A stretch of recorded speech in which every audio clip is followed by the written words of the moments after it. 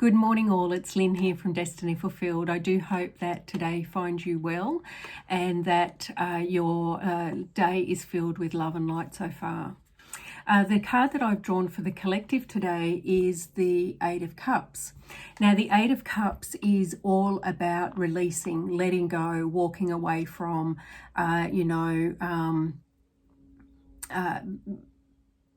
letting go of old thoughts, old patterns, old beliefs, old relationships. It could be any area of your life that you need to release at this time. It could be, that feeling of shedding outgrown expectations or thoughts or beliefs that you've had. It's, this calls for us to have a look at what areas of our lives are no longer serving us and looking at ways we can move on from those. Now, some questions that we might want to ask ourselves is, what part of our life is there at this point in time where there is some releasing that may be needed? Have a think about, ponder or journal on this particular question and see if, you are happy and content with all the areas of your life. Quite often we find that most of the areas of our lives are okay, but there may be one or two areas that need something to change, something to move, something to be let go of.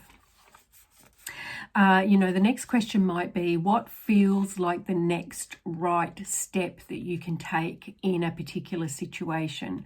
What does that look like? What does that mean for you? What would that step be? Those sorts of, digging in and feeling and understanding what steps are possibly required by you to move on, to let go, to release. And how do you feel about letting go, releasing things? Are you filled with joy and optimism, or are you filled with fear? Are you filled with regret? Are you filled with guilt? Or do you feel those feelings, not necessarily filled by them, but do you feel them? And if so, why do you think that might be? Really dig deep with this particular question, because it's important. It's important to understand why you feel the things that you do in particular situations in your life. And it's not necessarily, again, to change them. I've said this lots of times.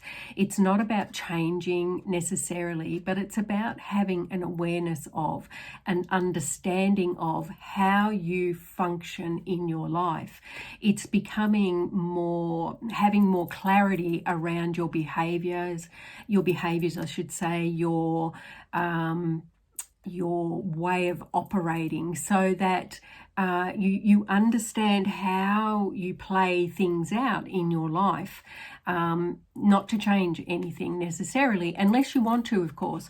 If you come across something and you think, this way of behaving, this way of reacting, this way of dealing with doesn't serve me anymore, then by all means work through that process of releasing and letting go. I'm not saying that you should never do that. It's absolutely relevant at lots of points in our life that we need to do that. And the Eight of Cups, is actually calling us to actually do that at this time. But it is more about becoming aware of how you function in the world, how I function in the world, right? It takes a lot of going in and reviewing and understanding. And, when you react to something completely, something happens and it triggers you, it's coming to an understanding of, why was I triggered? Why did I behave that way? What was I feeling inside? What was driving that reaction? It's all about becoming more aware.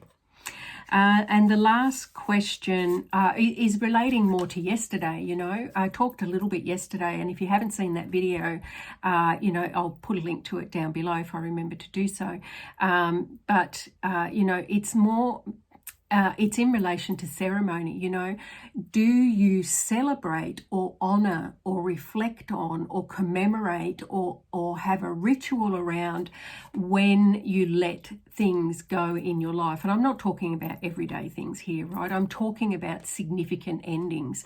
Is there some way that you honor, mark, commemorate, or reflect on those events which end for you, and big events, right? So, you know, it could be the end of a relationship. What ritual could you put around that relationship ending?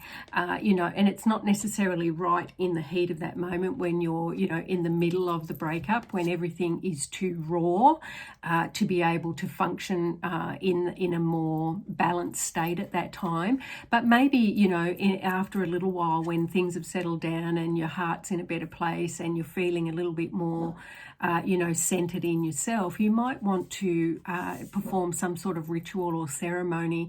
That's your ritual or ceremony, something that makes sense to you, to honor the release of that relationship, honor or event or journey or job or whatever it is, however it plays out in your life, right?